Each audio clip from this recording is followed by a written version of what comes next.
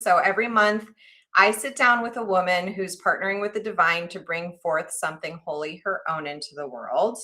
And today's guest didn't come to her work through a business plan. She came to it through 6 years of rebuilding her body, her faith, and her family after leaving what she names a narcissistic and toxic marriage, which we'll get into in this interview. Tricia writes Root and Bloom Circle. She runs a coaching practice out of Bozeman, Montana, and she's in the early architecture of something called Strength House, which is a future nonprofit for women who are rebuilding after toxic relationships. So we'll hear more about Strength House as well. And she's also a mother of 5 and a grandmother. And what I love about Tricia's work, as I've gotten to know her on Substack, is that it doesn't pretend that healing is linear or finished. So 6 years out of that relationship, she's still writing about the doubt that shows up uninvited. She still writes about the day where her body simply refuses to perform. And underneath all of that is a quiet and stubborn thread of creation. She's built a workbook from her own healing. She's starting a nonprofit that started as a feeling before it was a plan.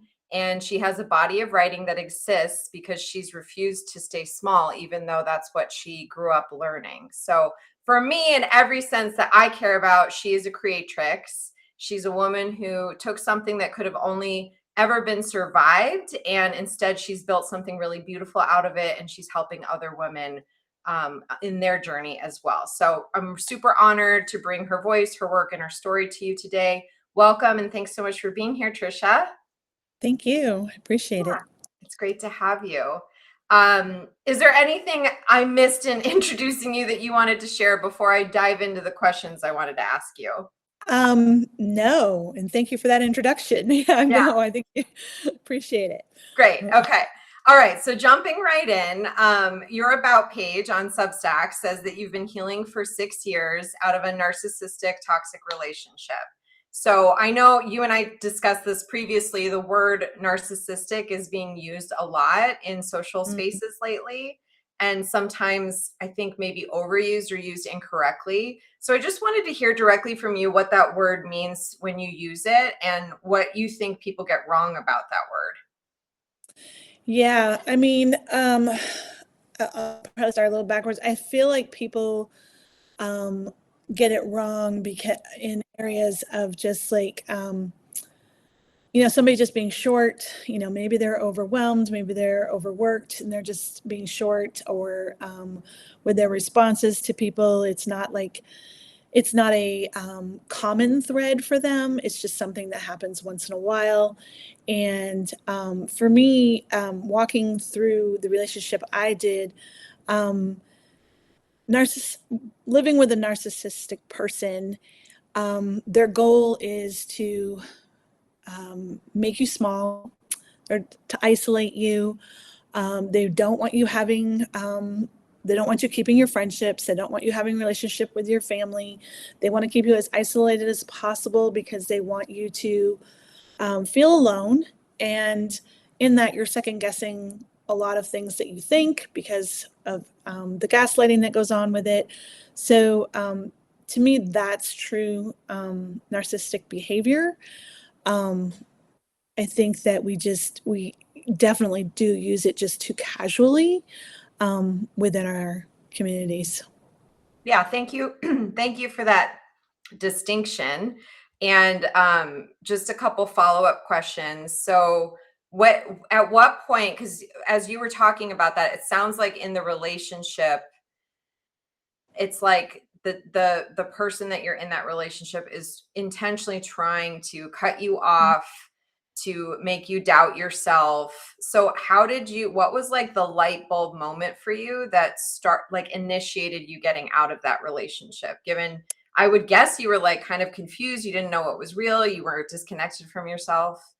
Yeah, for sure. I mean, in these type of relationships, of course, they're always perfect, right? They're always like, they're doing everything right. They're saying everything right. They're making you feel very seen because that's their tactic. They want to reel you in. They want to get you into that relationship. So that's one side of them that you see initially from the beginning. You don't get to see that other side until later on. And for me, it was a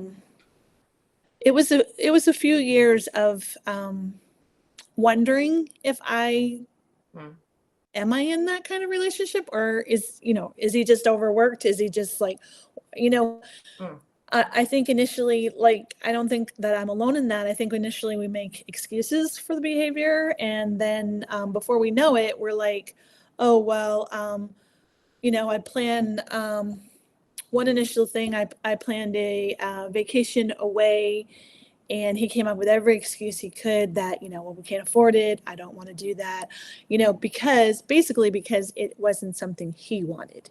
And it was always about what he wanted. And if it didn't fit into that, then he would always make excuses. And in this particular situation, it was like, I never said I wanted to do that. You're crazy. You must have dreamt that I said that. You must, and that's just one example. And those kind of statements were said to me a lot. Like, I didn't say that. You must have just thought that up on your own. That's not what I said.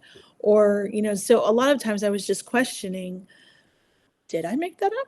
Did he say that? I thought he said that, but now I'm, and so, in times that I would want to go and spend with my girlfriends, there would always be like a lot of reasons why I couldn't, or all of a sudden he was sick, or all of a sudden he couldn't take care of the children, or whatever excuse. There was always something to block me from going and spending those times with my friends or family as often as I wanted to.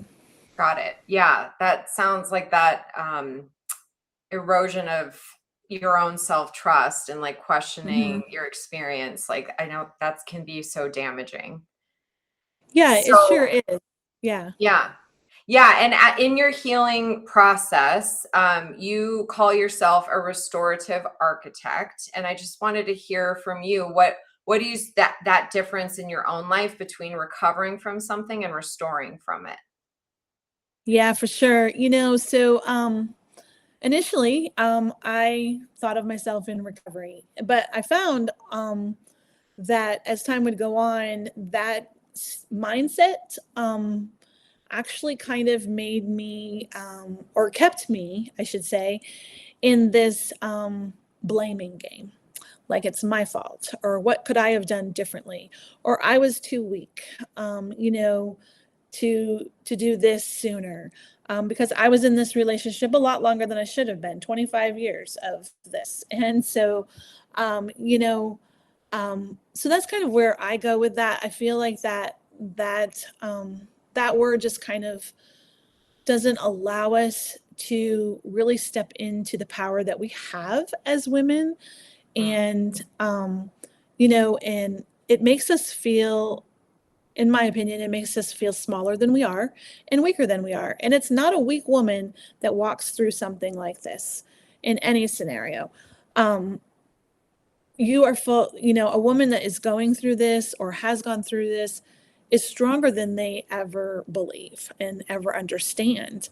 And so that's why I like to look at it as restorative, too, because we didn't start out this way. We didn't start out feeling small. We didn't start out feeling invisible, or that we didn't have wise things to share. That's not how we started. And so I like to think that we are going to get back to who we originally were. We're going to restore that person we always were, and that just disappeared in this relationship. Yeah, I really like that. I mean, such a cornerstone of my own work is like how much our words and our narratives shape our experience, our perception of ourselves, our perception of what's happening. So I love that you claimed a word to bring yourself power and bring you back to your own power versus a word that made you maybe feel like more of a victim or like something was wrong with you. Or, I really appreciate that you've claimed a new word for yourself in the work that you're doing for yourself and with the women that you work with. So that's really cool. Okay. Next question I had was, you wrote about raising your kids mostly as a single parent, even while married. So I'm sure there's so many women who can relate to this, even if they're not married to an actual narcissist. I think Mhm. just the burden that falls on the primary parent, which is typically the woman, it can be really heavy. So walk me through an ordinary Tuesday from inside that marriage, and what was the lived experience for you as you felt like you were a single parent even while married? Yeah. So, first of all, my kids, I'll just say my kids my oldest and my youngest are 20 years apart. So the oldest three, I think, lived little bit of a different life than the youngest two. Um, but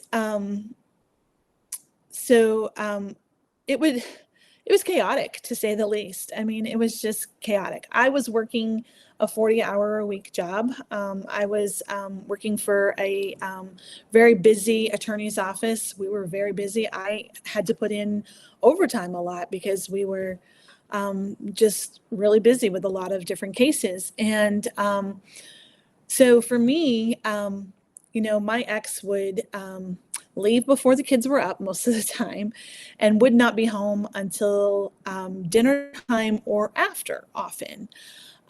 Always with the excuse that there was work to be done or he had to put in extra hours. I found out later that those were just excuses, just not to be there. But then when he was there, he wasn't emotionally available. To me or to the kids in any way. It was he was very selfish. And when he was in the home, it was all about him, regardless whether it was me or the children. It had to be about him. So it just put a lot of stress on me, which unfortunately in the early years as a mom, I put through to my children, my oldest three, Sure. and Yeah. I wish I hadn't, a lot of yelling and things like that. But, I mean, our lives were busy. The oldest three are boys. And so it was getting them off to school, getting them settled at school, getting to work, putting in my day. Often there would be sports practice after school that I would have to get them to. They're all 2 years apart. So they would be like 3 different locations I'd have to get to, and then a late dinner and then off to bed. And it just felt to me like it was just this endless cycle of busyness where we really never had any time to just kind of have fun. And that was stressful to me. Yeah. So it was just hard. I am thankful that those oldest three now are amazing dads, and they are making sure that that's not their life. And so I am thankful for the times that I was able to share with them, what it's supposed to look like. It's not Yeah. supposed to be this busy time, because there was a time where I had lost my job at the firm, and I was able to stay home for 10 years. And that was like the change for us. I was able to really just relax a little bit and really be present with each of my children. The oldest three were getting into their mid to late teens by then. So it was actually really important to be part of their lives at that point. A lot of people say early years are important. They are, but teenage years are just important because there's a lot going on inside of them. And so it was really great to have that time there, to be able to start to just really put some foundations into them and kind of guide them out of some wrong decision making. Sure. So I'm really thankful for that time. But yeah, it wasn't easy. Yeah, it doesn't sound easy. And what is their relationship like with the two of you now that you're separated? Do they have separate relationships with each of you? Yeah, for sure. Um, I would say the oldest, as the oldest child, we always feel a little more responsible. Um, you know, Yeah. so the oldest, I think he feels like he needs to take care of dad, which he doesn't need to. He has his own family. So I spend a lot of time reminding him that his wife and his children are what's important to him, and that's where his focus needs to be. His father's an adult, but that's kind of his, I think that's something he's just picked up without meaning to. Sure. Then the rest of the kids don't really have a relationship really that I would call a really healthy relationship. They know how to manage their time with him when they're with him or when they have conversations with him. There's not really, in my opinion, there's not Sure. really a Yeah. great relationship. The youngest three live close to me, so we have great relationships, and we have Sunday dinners together. We spend a lot of time together, so that's good. And my oldest, I chat with him every day via text. So those oldest two, I do try to keep that relationship going as best as I can. Great. Did they communicate to you any kind of reaction when you left your husband? Like, were they upset or glad or? Yeah, no. So I will say that four of them were very supportive. Okay. I do have one son who, um, I don't know what the easiest way to say this. We're kind of estranged. Sure. He just, he doesn't quite, um, he doesn't agree with me. He doesn't support me in any way. But he doesn't agree with him either. I don't know what it is. I don't know it. I don't know what it is. I've tried to heal that relationship with him, but he's in his 30s. He's an adult. He's got Right. to come up his own. Yeah. Yeah. It takes two to tango. Yeah, yeah. Yeah. So for the most part, they were all pretty supportive, and especially I know it was the right decision for my daughter, who was just entering her teen years at that point. I think her life would look very different today if we had not left when we did. Yeah. That's really great that you helped kind of break that cycle for her. Mm-hmm. Yeah. Yeah. Thank you for sharing that. Okay, so it's been 6 years since you left, and you recently wrote about your body staging a shutdown that you didn't see coming. What did that actually look and feel like physically? Like, what happened that week? And what do you think was wrong before you understood what it was? Yeah. Sorry, what So did you think was wrong before you understood yeah. what it was? Yeah, so I honestly thought there was something seriously wrong with me. I honestly thought maybe I had early onset dementia, because I had a lot of brain fog and a lot of unclear thinking. I felt like I just couldn't make decisions. I felt like I couldn't think straight. Mm. I was in a job that I had been in, something I had been doing for 30 plus years. It was something I knew. And but yet going to work, I was like, I just felt like my mind was so scattered, and I couldn't think straight. And I made a stupid mistake. I lost the job, and rightfully so. But that was actually a gift, because it actually it started me looking at myself and what I wanted to do, and started really to dive into what's going on here. Like, am I really sick in some way? Is there something really wrong with me? I had also, over the years, suffered with some chronic things that stress had just brought on. And so I thought, well, maybe I'm going back into that. Maybe I've got some of that going on. I actually attended an event. We have a great women's community here in my area in Bozeman. And I'm so thankful that I'm part of that group. And I went to an event, and my friend was sharing about her mom and her experience after she had been divorced. And she'd been raising, I think she has 6 children, quite a few children, but had been raising them by herself. She ended up getting remarried and moving herself and her children to Alaska, where her new husband was from. my friend was out of the house by then, so she didn't learn this till years later. But after the initial move, her mom spent, I think, it's at least 2 months, maybe 3 months, doing a lot of sleeping. Like her new husband was doing it all. And I sat there at this and went, and it was like this light bulb just went off in my head. It was like, well, duh, you've been for 25 years plus, you have been go, go, go, go, go, trying to make life for yourself and your children keep going in the right direction, feel normal, doing everything that I could, I don't think I said no to my children very often. So doing all of the things and, just getting up the next day and doing it again and again, and not really ever having any space to think about the situation I was in or all that I was doing. So after that event and just kind of that light bulb, I went home and I kind of like just dove into doing a little bit of research and come to find out that, my body was ready to heal. Like it was like trying to tell me, you need to rest.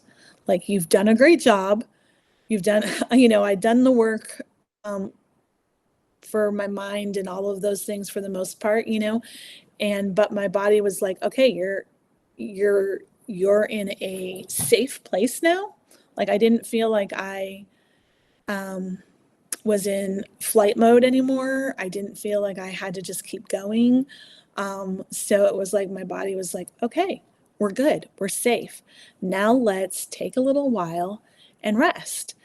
And when I figured that out, that was just a huge blessing to me, because I was like, okay, I'm not seriously sick here.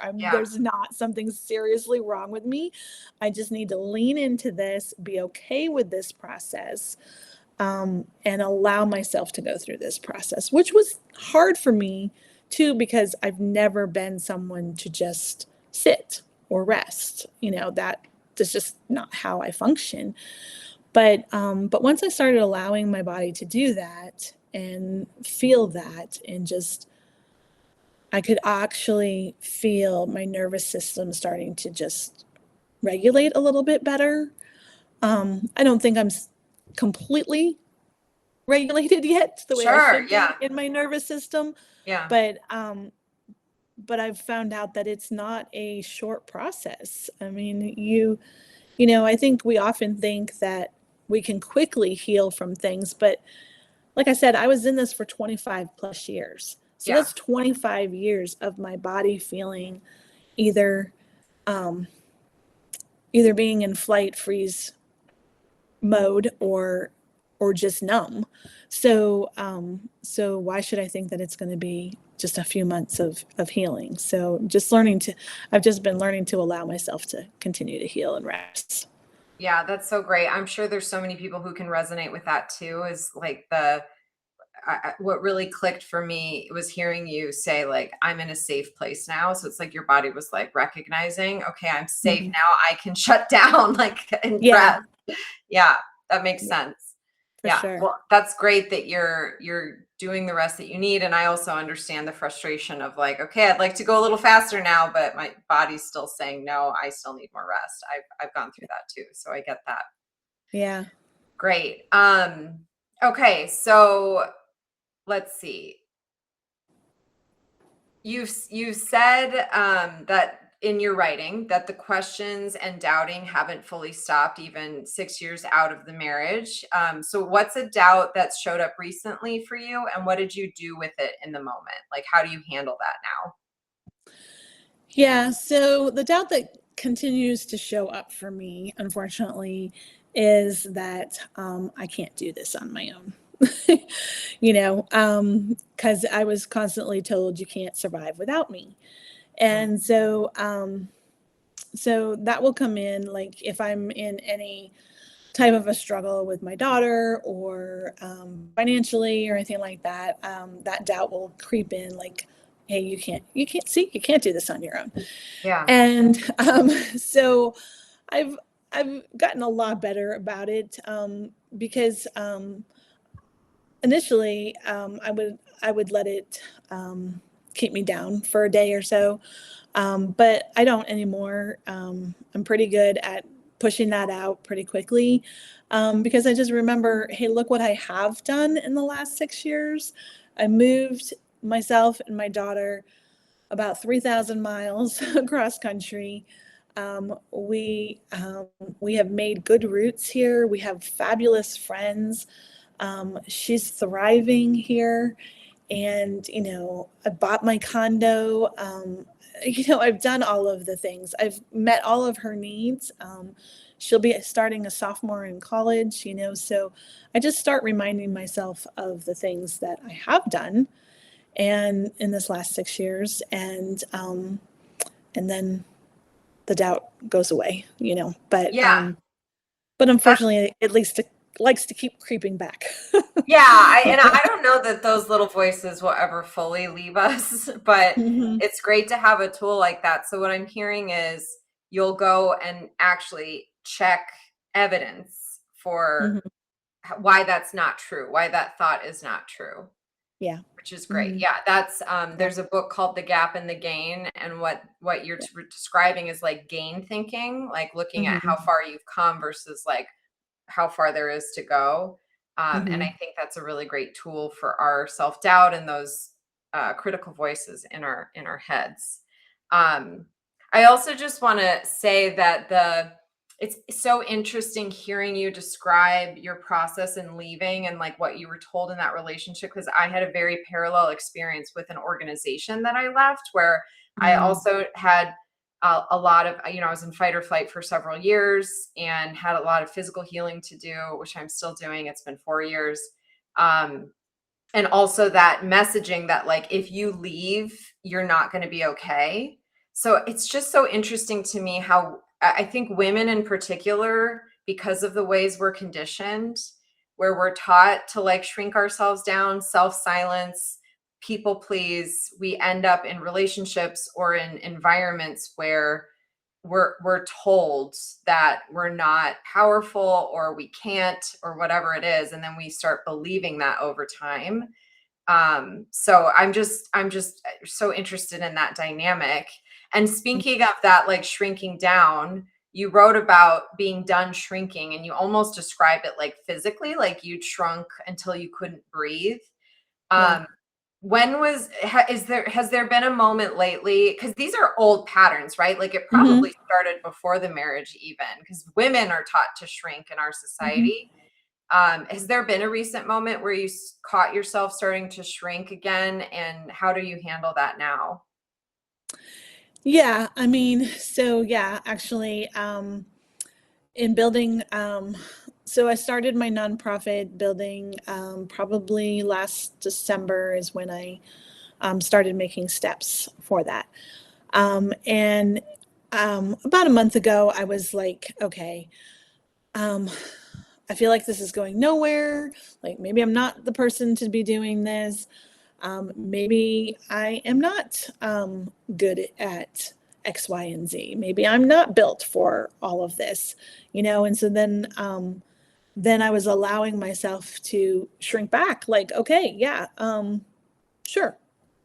Maybe I'm not an entrepreneur. Maybe I'm not someone who can do all of this thing. And I was allowing that thought to really just take more root than I wish I had allowed, because I was ready to toss in the towel. I was ready to be like, okay, I'm done. I'll leave this for somebody else that's smarter, brighter, whatever whatever excuse I came up with in that moment. But then it was like, no, you've been given this passion. This passion was given to you for a reason, because you have the story that um, helps build this. This is the reason why you have the passion, is because of your story. And I Hmm. also reminded myself that I have the heart to love these women the way they're going to need to be loved when they're in this home. Um, because I mean, even when I was still in my situation, I already had the desire and the heart for women in the same situations. I already had that fire kind of brewing already. And so I'm like, I can't turn my back on something that I've spent years trying to envision and figuring out how it was going to work and what was I going to do. So yeah, it was just, I had to stop again, allowing those thoughts. Yeah. This is so important to highlight because I think people see others who have had success and they assume that it was either easy or they were lucky or that they never doubted themselves. But self-doubt is such a part of the process. And, from the lens of the Creatrix, which it's like someone who has an idea that has visited them, that wants to come through them. Like it sounds like that's what Strength House was for you. It's like this divinely inspired idea that was gifted to you. And then you're like, well, who am I to do this? Like, I'm not enough for this, but you were chosen for that idea. So dealing with that self-doubt, and that's like part of the journey. And I think that's so important for women to know who want to create something their own, is that doesn't go away. So the people who have success are the people that keep going with that, having that doubt with them. And, this morning I just read the story about Colonel Sanders, the guy who founded KFC. And he was like broke at 65. He had 3 failed businesses. And then he was living out of his car, and he drove around the country going to different diners trying to franchise his chicken. And he got 1,009 no's before he got a yes. And I think the message that I've continuously heard when I hear someone who's had success is they just keep going, like in the face of challenge, barriers, doubt, like they just keep showing up. And so I really appreciate that message that you're sharing here, because it's like, yeah, the self-doubt doesn't go away. It's going to come up again, but you just keep showing up. Yeah. Yeah. For sure. I appreciate that you said that, because I mean, if you look at the people that have succeeded, they are the ones who were told no so many times. And I think it's called Worthy is the name of the book. Anyway, she started, I can't think of her name right now, but she started a makeup line out of her garage, and she was told no so many times, and now it sells everywhere. Right. But I think that in our culture, we think we see people and we think, oh, they had it was easy. Right. And, Instant. and that's just not the way it is, Right. and yeah. I listened to the Amy Poehler podcast, Good Hang, which I highly recommend. I listened to it like religiously, and it's supposed to be like very lighthearted, just like hanging out with friends, and it's funny. So that's great. But like, I also have picked up this underlying message, because there are all these really successful comedians and actors, and it's the same message. Like, I think it was Steve Carell was saying how he was sleeping on the floor of his friend's apartment for years in his 20s while he was trying to make it as a comedian, or, like, so it's just, that's just the, if you just keep showing up, that's the key to success, which is not sexy, but yeah, it's how it goes. I'd love to hear more about Strength House and your vision for that, and like how that idea came to you. Was it like a thought? Was it a dream? Like, how did you get that idea, and tell us about it? Yeah. So, I mean, it really started years ago. I was teaching Bible study in my church, and I just saw a lot of women that were hurt in different situations. Their marriages weren't exactly like mine, but I could tell that they were feeling smaller in their relationships than they should be. And honestly, I think they were biblically also told false information that they had to stay small. And so back then is when it really started ruminating for me, and like, how could I help women? This is something I want to do. I want to help women in these situations, and started looking at that, thinking about that. How could I do that? And then last year, I was introduced to a coaching certification that I really didn't have on my radar. But when it came up for me, I was like, oh, I think I should do this. I should actually probably step into this. And it was actually another lady had friend in town had asked me if I would like to work with her for a little while in her practice. And she was encouraging me to take some coaching certification courses. And so I was doing a little bit of that. And so I took that certification. And while I was doing that, the gal that was leading it kind of really like, I think it was towards the end of the course, she was like, now, if you have got great ideas, lean into them and see what they are. And she shared that. And if you have a name of something, go and purchase that domain right now because you don't know what's going to happen. And she's like, I've purchased domains that I'm not using yet because I don't want somebody stealing my idea or my name.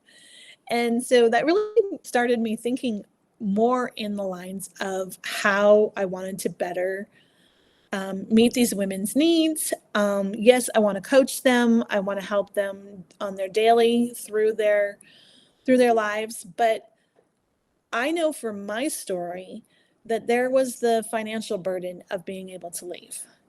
And when I started to think about that some more, I was like, well, why not have a home? Like develop a home that these women can come to. It will take that financial burden out of it. They won't have to worry about that piece. And then they can start building their lives back in this house. And my, I guess my life verse is it's always, you can do all things through Christ. And so that's strength. Your strength comes from Christ. And so that's where I got the name. I'm like Strength House. That's where it's going. That's what it's going to be called. And then I started sharing it with my women's community here that I was talking about. And they were like, yeah, like that sounds great. Like that sounds good. And even having women that want to step up and help in coaching in different ways, financial, like helping women financially figure out employment, all those type of things. And so, so I was just like, okay, I guess it's time. And Yeah, that's really great. I'm like, let's go, so. Yeah, that's beautiful. Thanks for sharing. Super Mhm. cool. Let's see. So writing, you're publishing a lot. You're publishing essays, you have 5-Minute Fridays, you have Breaking the Chain series. I'm curious how writing has been a part of your healing. Like, has it been a way for you to capture your experience, or has it been part of the process itself? Yeah, a little bit of everything, I would say. I mean, I've always been a journaler. I've journaled for years. And that is honestly, I think, what has kept me sane in some ways is Sure. just being able to get it out of my head and get it down somewhere. Mhm. And so writing for me is definitely a healing process for myself. But I really try to lean into the positive of my story, like where I'm at now. And so that encourages a woman who's reading where she can be, like this isn't the end of your story. It doesn't have to be the end of your story anyway. There is a lot of life to be lived. So I just want to, through the writing, I want to just be able to speak to them in that way, and also letting them know that there's no shame or judgment to where they are at too. Sure. Yeah. So I just really try to lean into that a lot in my writing. Great. And like one of the writings that I've been doing that I'm going to be wrapping up this week, I think, it went into a lot of how we as women, we get the wrong signals, whether it's from our moms or whatever. We get the wrong signals when we're growing up, and there's certain things that we pick up that we have no business picking up, Yeah. that that maybe we're not supposed to speak. Maybe we're supposed to be seen, but not, not sharing our opinions or whatever, or so much people pleasing or whatever it is, and how we can break that and just, and not only for ourselves, but for the next generation, show them a different way. Yeah, 100% agree. And I think you pointed to it earlier with, biblical teachings being kind of twisted to keep women small and silent. And I'll link in the show notes a post from someone on Substack that talks about religious tools and how they don't work for women. Because it's exactly what you're talking about, where we're conditioned socially to please others, put others first. We're naturally more nurturing and want to put others before ourselves. So for women, saying to be less selfish and give more of yourself isn't the spiritual development process for us. It's more about claiming more of ourselves, finding our voice, speaking truth to power. So yeah, I think that's such a big piece. And then also when you were mentioning, chronic illness or chronic conditions that you've experienced, Gabor Mate talks about how those behaviors, the people pleasing, putting others before yourself, thinking that other people's feelings are your responsibility, all these things that women are socially conditioned to behave in that way, they're actually connected to chronic illness. And so he thinks that the women are the chronic illness in women is rising faster than in men, and he thinks it's because of the social conditioning aspect and this behavioral aspect more so than like physical traits that we have, which I think is super compelling and makes sense to me. So I think that's really interesting. And then coming back to like you're a faith-based woman, but you also recognize that there's some aspects of organized religion and biblical teachings that can be harmful for women. So, but you talk about listening for God's leading rather than telling someone what to do, or listening to that inner guidance or that divine guidance. So how do you personally cultivate that connection with God? And how do you know that it's God leading you versus fear? Do you have like a discernment practice for that, or have you struggled with that ever? For sure. I mean, I think that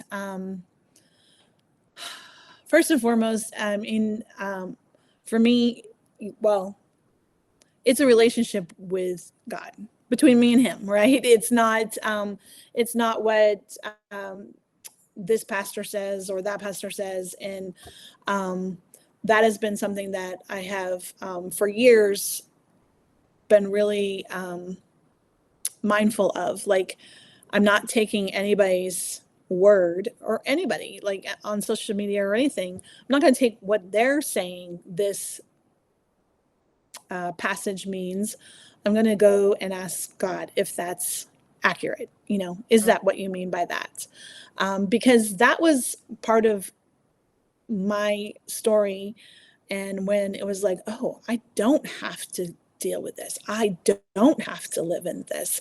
I don't have to submit to this type of life. That's not what he means when he says that as women we are submit to our husbands. It doesn't mean we're supposed to be under their thumb or abused in any way. That's not what that means. And so I just I always am asking God to just show me. I have a constant conversation in my head usually going on, and to show me what's the right step to make. In that, I've also learned that he doesn't always answer me, and sometimes I have to be the action taker. Sure. And so I just do what I feel is the next right step. I'm learning to trust my gut, because that's part of what I lost too, was trusting my own gut. Right. And questioning myself a lot. So I have learned to trust that little thing inside of me is something he's given me to be like, oh, wait a minute, no, maybe I shouldn't do that, or yes, so between prayer and just reading his word and just learning to discern better, that's where I find myself the most. I mean, have I made the mistake and done something in fear? for sure, Yeah. but I I mean, seem we to all always find my way back. Yeah. That's great. I mean, I just want to so underline, highlight, exclamation point, everything you're pointing to, because I think there's so many people and organizations out there who try to claim spiritual authority and say your line to God is through me or through this organization. And Mm, mhm. cultivating that personal, conscious connection and relationship with your God, with your higher power, whatever you want to call it, and Mhm. marrying that with your intuition, your gut, like your own inner knowing, which I also Yeah. believe is from the divine. That I think is so important, especially for women, so that Mhm. we can make our own choices, have our own belief system, have our own way of navigating life and discerning things, so that we're not under, like, having sovereignty. We're not under Yeah. someone else's authority. And I think Mhm. it's so easy to lose ourselves in that as women. I mean, from an evolutionary standpoint, that there's brain science behind that, which I'm not going to get into right now, but we just have to watch it as women, that we do lose Mhm. ourselves in relationships, in organizations. So having that sovereignty through a higher power, I think that's so important. So thank you for sharing that. Um, Yeah. yeah, that's great. Okay, so final question for you. Mhm. If a woman is sitting exactly where you were 6 years ago, and they're not out of the relationship yet, they might be doubting themselves, they might be struggling. What's one thing you would want her to know that's not just like you deserve better, or what's something you'd like to, like, what's wisdom you'd like to share that you needed to hear as that person 6 years ago? Yeah, I mean, I guess it would be a question, like, because I would feel like if somebody had asked me this question, um, I would have been able to say, "Well, no." It's like, are you living the life that you've dreamed? As little girls, we dream, the princess and the whole thing. We dream of some sort of a life, and I know for me, I was not living that dream. And so, I would just encourage that woman to think about, are you living the life you dreamed? And if not, what is the next right step you could make to start living that life? Mm. Really good. I love that concept too of the next right step. That's great. Yeah. Awesome. Okay, well, that's all the questions I had for you today. Is there anything else that you wanted to say or share? No, I mean, I think we covered it really well. I appreciate your time, and I appreciate the questions, and I appreciate that being able to share this for Yeah, sure. thank you so much for saying yes and for your vulnerability, sharing your story. I know it will resonate with so many women and help women. So I just really admire your courage and your journey. And yeah, thank you for sharing it with us today. Thank you. Have a great day. You too.